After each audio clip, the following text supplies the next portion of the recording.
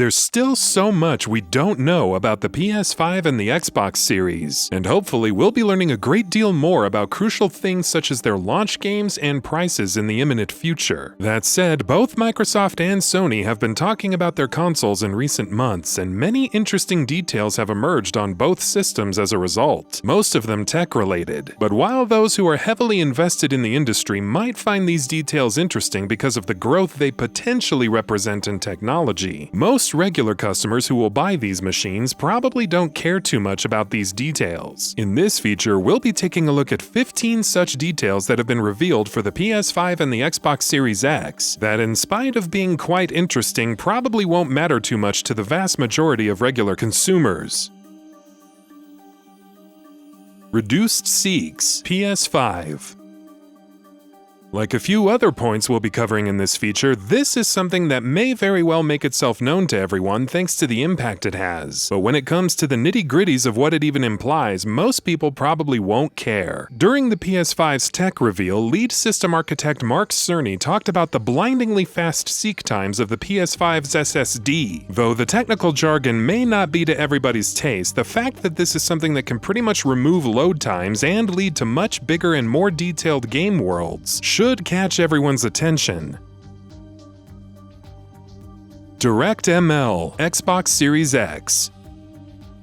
The Xbox Series X's usage of DirectML, a machine learning component of DirectX, promises to be one of its most interesting granular improvements. Through the aforementioned machine learning, games can successfully deliver much better animations and greater details in environment, making things seem more lifelike and immersive. Even though all the technical mumbo-jumbo involved would probably bore a non-tech-savvy person to death, it is a truly exciting piece of tech, on paper at any rate. Reduced patch install times, PS5. Reduced load times and larger game worlds enabled by faster streaming of in-game assets aren't the only thing the PS5's SSD claims to bring to the table, though those are certainly the headlining improvements. Another nifty new upgrade the console will enjoy thanks to its SSD is significantly shorter install times for patches, since the console will no longer need to make brand new files with changes patched into them. Anyone who's had to download massive files after patches knows what a big boon this will be next gen. Dynamic latency input, Xbox Series X. Unless you're talking about cloud streaming or some very specific games, input latency isn't necessarily an issue that a great many people feel too strongly about. But for games like, say, competitive shooters, where even the slightest spike in latency can be a deal breaker, it can be a problem. The Xbox Series X's dynamic latency input, which will synchronize players' input with the game simulation dynamically, as the name suggests, thus looks like a promising new improvement. Fan noise, PS5. This is actually something that anyone will be able to appreciate right from the get-go, though it's hard to imagine a common Joe obsessing over the mechanics of the PS5's cooling solution. Anyone who owns a PS4 knows that the console has a tendency to sound like a jet plane that's about to take off, but with the PS5, Sony have promised a much quieter cooling system that will ensure much less noise than what PlayStation owners have had to endure in recent years. Memory allocation, Xbox Series X. Of its 16 gigabytes of total memory, the Xbox Series X creates two splinters that it uses differently. A total of 13.5 gigabytes, 10 gigabytes of GPU optional memory, and 3.5 gigabytes of standard memory is dedicated to games themselves, while the remaining 2.5 gigabytes from the slower pool is used for the operating system and background functions. So all that aside, why should this matter to the layperson? Well, plain and simple, in theory, it should mean better running and playing games. The Xbox Series X should, on paper, be able to dedicate more memory to actually running games, which also means developers would have to make fewer sacrifices as far as bandwidth is concerned. Haptic feedback, PS5.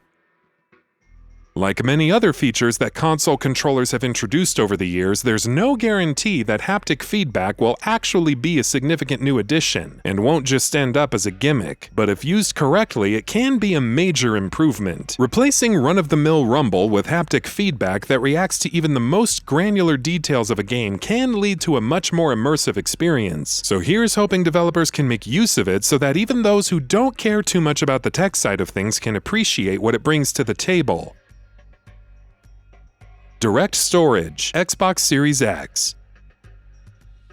While it's clear that the PS5 is far ahead of the Xbox Series X as far as the SSD is concerned, in absolute terms, the latter is no slouch in that area either. Using direct storage, the console can potentially get a lot out of its solid-state drive and decompression techniques. A lot of it will of course go on behind the scenes, which means the majority of players won't notice or care what's happening. But make no mistake, on paper, this sounds very exciting if you care to look deeply. Not only does it mean faster streaming of assets, it means more of the CPU's power gets freed up to focus on things such as physics or loading in a higher number of assets in a single scene or environment.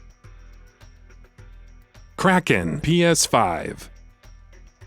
The PS5 makes use of some pretty exciting decompressing tech. Using RAD's new KRAKEN format, it essentially compresses data with 10% more efficiency, which means there's more that it can process and read. As a comparison, it would take 9 regular Zen 2 CPUs to be able to compress that same data. Of all the PS5 details that have been revealed thus far, this is probably among the things that only the most tech-savvy people will care about. But as developers across the industry would tell you, it's something that bears mentioning at the very least. Hardware decompression, Xbox Series X. The Xbox Series X is also doing some interesting stuff as far as its decompression techniques are concerned. Its hardware decompression will use a dedicated component to ensure that games use up as little space on the SSD as possible, which again means that the CPU gets freed up to do other work, and do it much better. By its very nature, it isn't something that Microsoft can or will market to larger audiences, but for those who care about this stuff, it can potentially be a game changer. TEMPEST PS5. Sony finally seemed to be giving the aural side of video game experiences the attention it deserves. The PS5 comes with a custom-built 3D audio engine called TEMPEST, which promises much more immersive game audio than anything we're used to seeing. The fact that Sony are going as far as to read the shape and size of each individual player's ears to estimate what the best audio experience will be for that player in particular is also quite intriguing to say the least, and also a little weird. Sampler feedback streaming, Xbox Series X. Having tons of memory is all well and good, but actually utilizing that memory properly is, as many would argue, just as important. Using its sampler feedback streaming, the Xbox Series X is promising to do just that. Load in textures as and when they are needed, and in focusing only on the ones that are needed in the immediate moment, free up portions of the memory that would otherwise be wasted doing very little. SSD expansions, PS5. Here's something that's really interesting about the PS5. It will allow users to expand their console's SSD with off-the-shelf expansions. What's interesting about that, of course, is that Sony have said that right now there are no third-party SSDs out there that are fast enough to support the PS5, which bodes exciting things about the console's own internal solid-state drive. Is that something most regular purchasers will care about, at least initially? That seems highly unlikely. HDR for older games, Xbox Series X. Microsoft's efforts with backwards compatibility have been nothing short of admirable over the last few years, and all the evidence thus far suggests that things are only going to get better on that front with the Xbox Series X. For instance, it's been confirmed that the Xbox Series X's backward compatibility can even add HDR to games that never natively supported it. One game that has emerged as an early example of this is Halo 5 Guardians. Boosted backward compatibility, PS5 and Xbox Series X. Both the PS5 and the Xbox Series X promise visual and performance boosts to games running via backward compatibility. It's been confirmed that both consoles will boost games at a system level, which means that rather than developers having to implement improvements, the consoles themselves will be doing that stuff. This, in turn, should mean that games should be able to run at higher frame rates and resolutions than what they natively supported. And that about does it for this video. If you enjoyed what you watched and want to see more from GamingBolt, please hit the subscribe button. Also, don't forget to switch on the notifications bell icon next to it. That way you'll never miss any of our videos. Thanks for watching.